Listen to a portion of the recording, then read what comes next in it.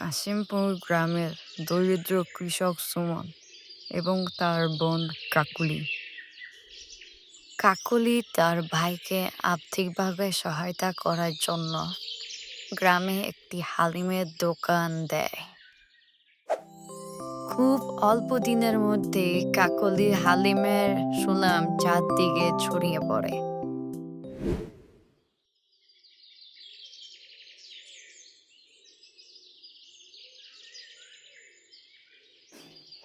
আমাদের গ্রামের সুমনের বোন কাকুলি হালিমের দোকান দিয়েছে।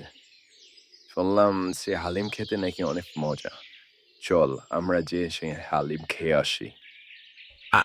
আমি তো ভেবেছিলাম যে আমরা জিলিপি খেতে যাবে।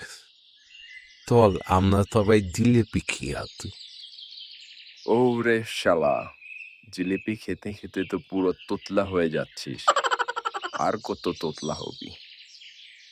এর থেকে ভালো চল কাকুলির দোকানে হালিম খেয়ে আসি।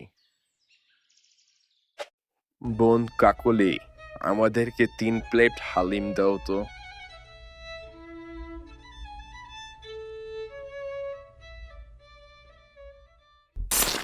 পরের দিন সকালে গ্রামের ছাপরি জমিদার কাকলির কাছ থেকে চাঁদাবাজি করতে আসে।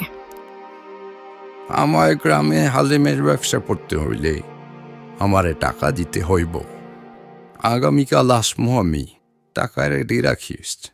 বিকেলবেলা আবার 3 বন্ধু কাকলির দোকানে হালিম খেতে যায়।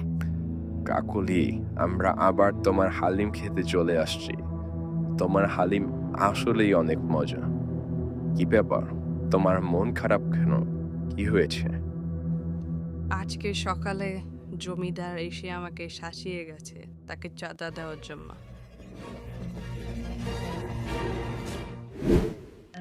কি? ওই ছাপড়ি জমিদারের এত বড় সাহস আমাদের ছোট বোনের কাছ থেকে চাঁদা চেয়েছে? আসতে দাও ওকে, আগামীকাল ওর এমন অবস্থা করব।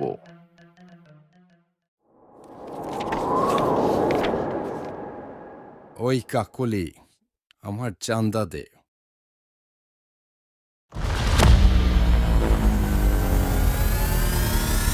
ওই থাপলি জমিদার, তোর এত বড় তাহর আমাদের গ্রামে চাঁদাবাজি করলি? মার শালাকে মার, আরো জোরে মার।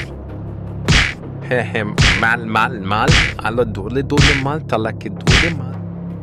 ওরে বাপারে, ওরে মারে, ওরে ছেড়ে দেরি, আর কখনো চাঁদাবাজি করব না আমি।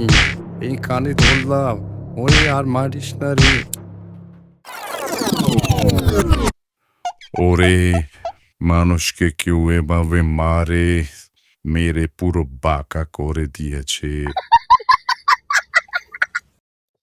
এরপর থেকে কাকলি শান্তিপূর্ণভাবে হালিমের ব্যবসা করতে থাকে।